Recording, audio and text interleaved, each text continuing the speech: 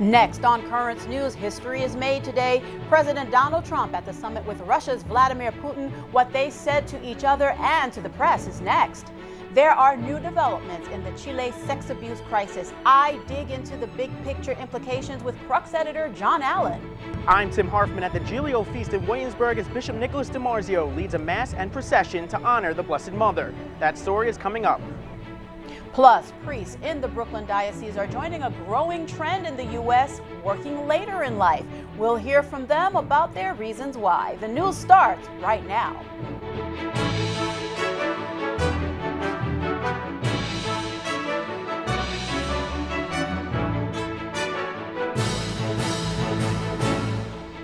Good evening, everyone. I'm Liz Faublas. President Donald Trump wrapped up his whirlwind international trip today with a face-to-face summit with Russia's Vladimir Putin. The men met for hours before taking questions from reporters. Karen Kafer reports on the diplomacy and what awaits the president when he returns home. Standing side by side with Russian President Vladimir Putin, President Trump touted Putin's vigorous denial of Russian interference in the 2016 U.S. election, a rebuke of the U.S. intelligence community. President Putin, he just said it's not Russia. I will say this, I don't see any reason why it would be. The Helsinki meeting came on the heels of Trump's attacks on NATO partners at last week's summit in Brussels. Those contentious sessions sparked even greater concerns about the Putin summit. The two leaders said they talked topics ranging from nuclear weapons to terrorism, Syria, and Iran. And when it came to Russian interference in the 2016 U.S. election, Putin repeated his denial. The Russian state has never interfered and is not going to interfere into internal American affairs, including election process. President Trump blamed the investigation into that Russian interference for hurting U.S.-Russian relations. The probe is a disaster for our country. I think it's kept us apart.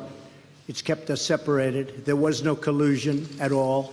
Members of Congress from both sides of the aisle voiced criticism of the president's handling of the meeting. Republican Senator Lindsey Graham of South Carolina called out a missed opportunity by President Trump to firmly hold Russia accountable for 2016 meddling. Senator Chris Murphy of Connecticut, a Democrat, described the entire overseas trip as just jaw-dropping. The president returns home with several key issues awaiting him. The administration faces a deadline to reunify thousands of children detained at the border with their families. And the investigation into Russia's role in the 2016 election moves forward as the November midterms loom. In Washington, Karen Kafer, Currents News. A prominent priest in Chile is under arrest tonight, and church offices have been raided again as the sex abuse scandal continues to rock the country. Father Oscar Munoz Toledo is the former chancellor of the Santiago Archdiocese. He had been in charge of receiving abuse complaints from survivors until he stepped down earlier this year. He's facing charges of molesting minors. At the same time, local prosecutors have raided archdiocesan offices for a second time in search of abuse evidence. Crux editor John Allen is saying that what's happening in Chile spotlights a bigger picture in the sex abuse crisis, and he joins us now. John, first of all, thanks for being here, as always. You write that the clock is ticking and eruptions similar to Chile could occur in other parts of the world. Where would that be? Well, we don't really know, Liz, but a lot of experts I've been talking to suggest that Poland may be primed for a major wave of the clerical sexual abuse scandals. The Philippines, which is, of course, the world's third largest Catholic country, another place that often gets mentioned, where the scandal really has not yet erupted. And ultimately, a lot of people think that sooner or later it will arrive in Italy, in the Pope's own backyard. What are the similarities between those three countries that make them the top three? Well, they are all extremely large, pervasive Catholic cultures, as is Chile, in which historically the church has run pretty much every major social institution, so not just parishes, but schools, hospitals, orphanages, places where clergy could come in contact with young people, and did regularly, and therefore had an opportunity to engage in this kind of behavior. John, church officials make the case that these awful abuses from decades ago couldn't happen now because of strong new protocols that the church has adopted. Is that assessment correct? Well, not based on the example of Chile. I mean, you know, what's happened in the last week is that the former chancellor of the Archdiocese of Santiago, the national capital, Father Oscar Munoz, has been arrested on seven counts of sexual abuse and rape of minors from 2002 to 2018. In other words, this very year. What it illustrates, Liz, is that while it's true that in some parts of the world, including the United States, the Catholic Church has adopted extremely stringent anti-abuse protocols, those protocols are only as valuable as the will to apply them, and there are some parts of the world where, until very recently, that will just has not been there. John, you believe that this could be a tipping point for Pope Francis, especially in how his response to the Chilean crisis is perceived. Please explain. Well, at first he dug in his heels. He strongly defended a controversial bishop he had appointed who has been accused of covering up sex abuse. Then in January of this year, after his trip to Chile, Pope Francis appeared to have a change of heart. He got serious. He sent 2 seasoned investigators. They produced a 2,300-page report. He summoned all the bishops to Rome. They all offered their resignations. He's accepted 5 of them. So if the story were to end today, I think the takeaway would be that it maybe took the Pope a little long to get there, but he tried to do the right thing. However, now that his attention is shifting not to relatively low-level bishops, but to the most senior churchmen in Chile, that is Cardinals Francisco Errázuriz and Ricardo Ezzati, if the Pope is not seeing as taken action against senior figures in the hierarchy, in other words, if there's a perception of a double standard, then in the end, perceptions of his response to this crisis may not be so glowing. So I think in that sense, the Pope is at a crossroads. John, do you foresee high-ranking church leaders facing serious legal charges? Well, if it is the case that Father Munoz, who is the former chancellor of the archdiocese, is guilty of rape and sexual abuse as recently as this year, certainly no statute of limitations would have run out. He could face very serious legal consequences. And if it turns out that one of those 2 cardinals I just mentioned was aware of these charges against Father Munoz and failed to act on them, he too could face very serious civil legal consequences, quite apart from whatever the Pope may or may not do to them. John, as always, thank you for bringing perspective to such a very difficult topic. I look forward to talking with you again very, very soon. Thanks, Liz.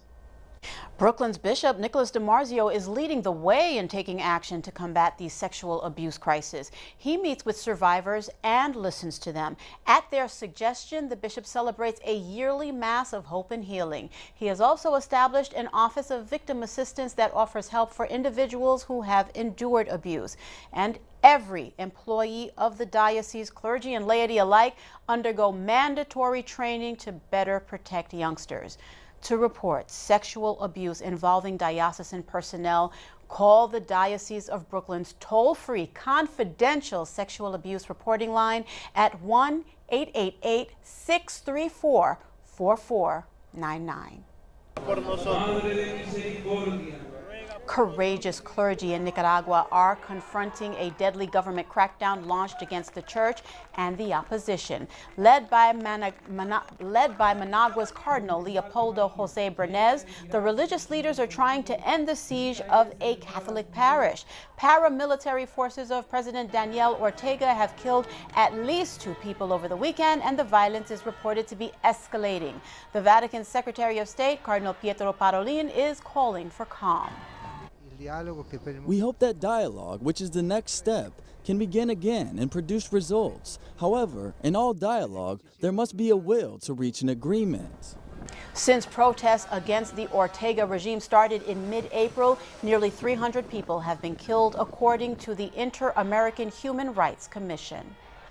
Catholic Charities is helping to reunite hundreds of immigrant families that were separated after crossing the U.S.-Mexico border illegally. The Trump administration is asking for the assistance as it struggles to complete the task of getting kids and parents back together.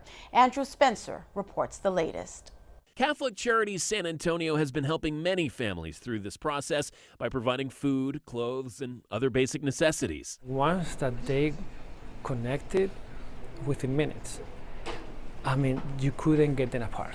And it was the same thing. Every single family that we saw this week, they were just with each other, you know, grabbing each other like they're never going to be separated again. More than 2,500 kids between the ages of 5 and 17 are supposed to be reunited with their parents by July 26th, the court-ordered deadline.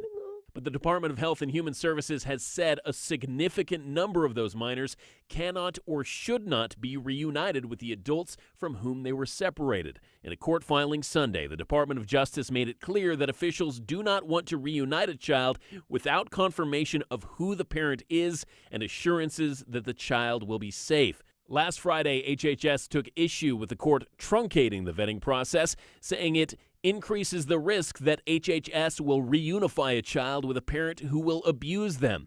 The judge called that nothing but cover, saying, quote, "It portrays a very grudging reluctance to do things and then ultimately says we are doing truncated procedures, and if anything goes wrong, it is on the court. That's the message," the judge said, and it's not appreciated. I'm Andrew Spencer reporting. The first ever global compact on migration is being okayed by the United Nations. Pope Francis is an ardent supporter of the agreement. All 193 UN nations have signed on to the deal. It aims to make migration safe and orderly amid issues of national sovereignty and international cooperation. The pact will be formally adopted in December. At the heart of the Italian-American experience in the Brooklyn Diocese is a strong devotion to the Blessed Virgin Mary. Today is the feast day of Our Lady of Mount Carmel.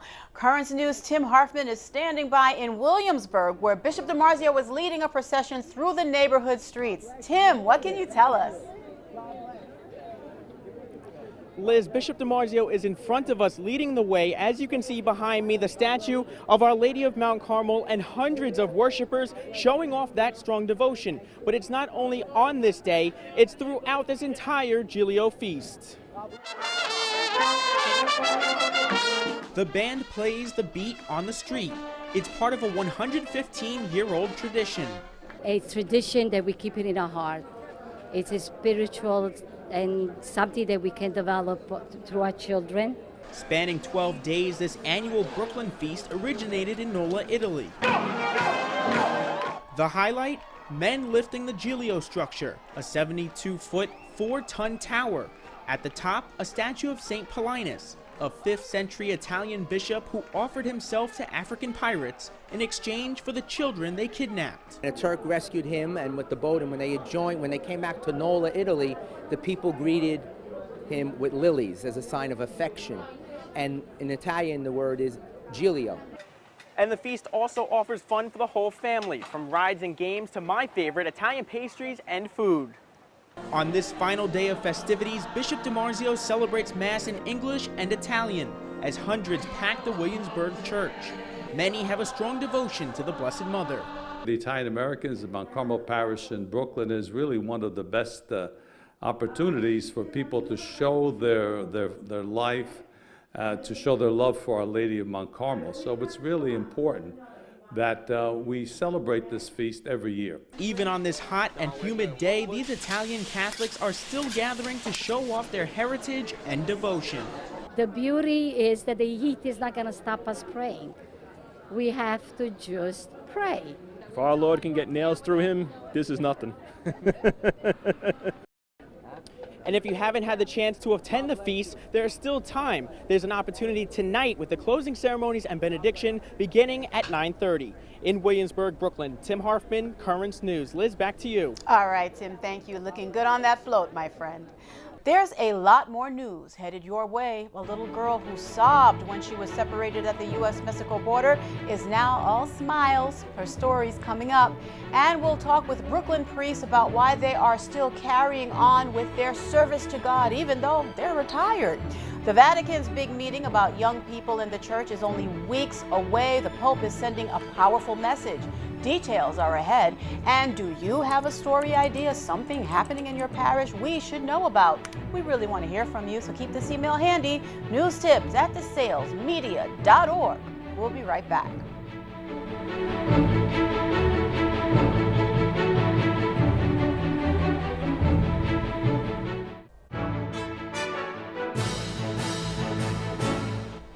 A new saint may be in the works. A priest who has inspired the Holy Father, Pope Francis. Father Pedro Arupe was the Superior General for the Jesuits for almost 20 years. During that time, he was a mentor to the future pontiff, then Father Jorge Bergoglio, when he served as the Jesuit Provincial of Argentina. Age is just a number, and over 250,000 Americans are proving that, as census data shows, more people than ever before, age 85 and older, are still working. Priests in the Brooklyn Diocese are also part of that trend. Currents News' Katie Engesser reports. Monsignor John Bracken starts each day with a cup of coffee, the morning paper, they got a great pitching staff, and reviewing his weekly schedule. Mass at St. John's on Tuesday, St. Edmund's on Wednesday. A busy day ahead for a priest who is retired. Well, my life is not boring.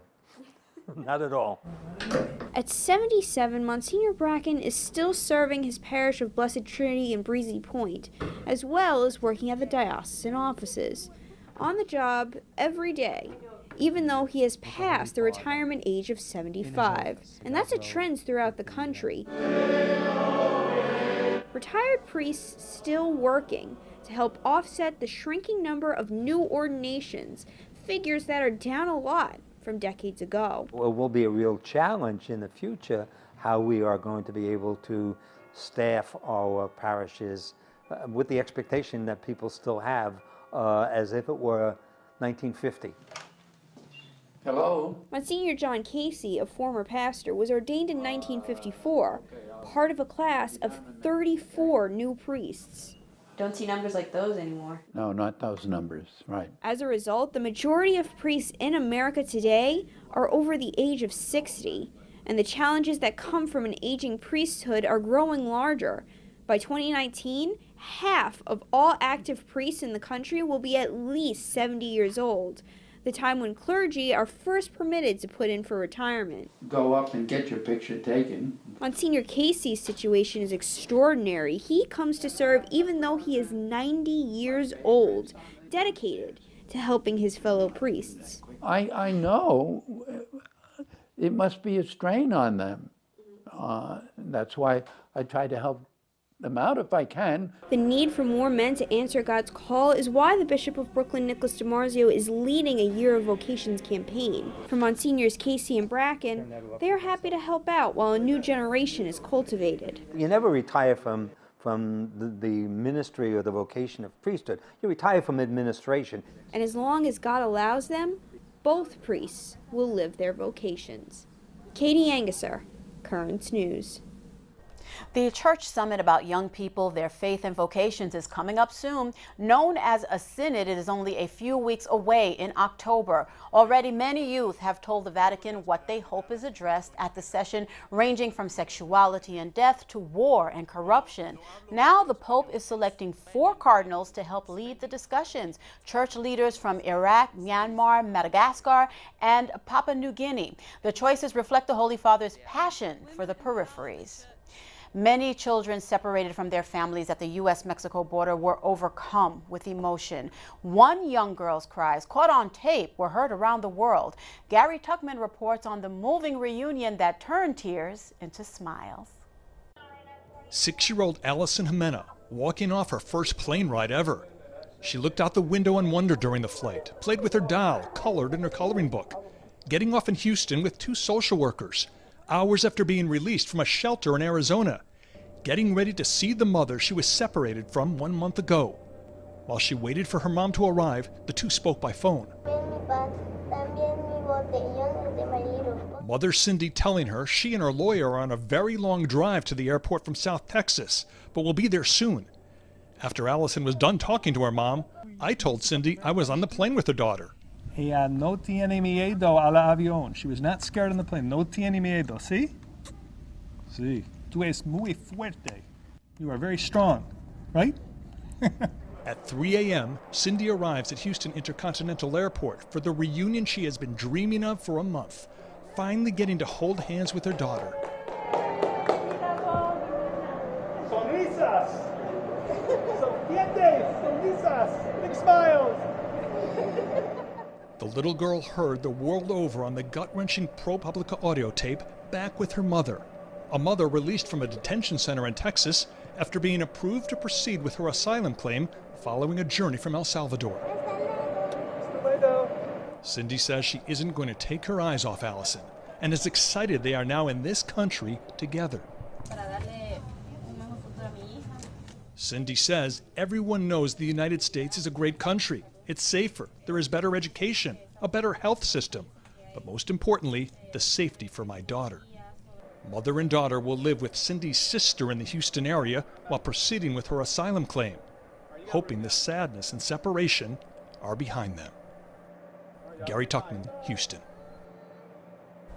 That smile says it all. Still to come on Currents News, the Pope bluntly cautions that missionaries can't act like celebrities on tour. We'll hear from the Holy Father.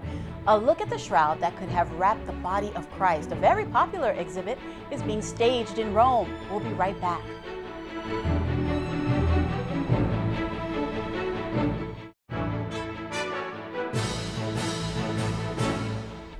If you desire a celebrity lifestyle or elite social standing, the solemn task of sharing God's message with the world may not be for you. Pope Francis not pulling any punches as he explained the principles of evangelization to thousands in St. Peter's Square. Perché tali sono I messaggeri del Regno di Dio, non manager onnipotenti, non funzionari inamovibili, non divi in tournée. Francis went on to tell the 15,000 people who braved the intense heat to pray with him that God considers the love of his missionaries the most important thing.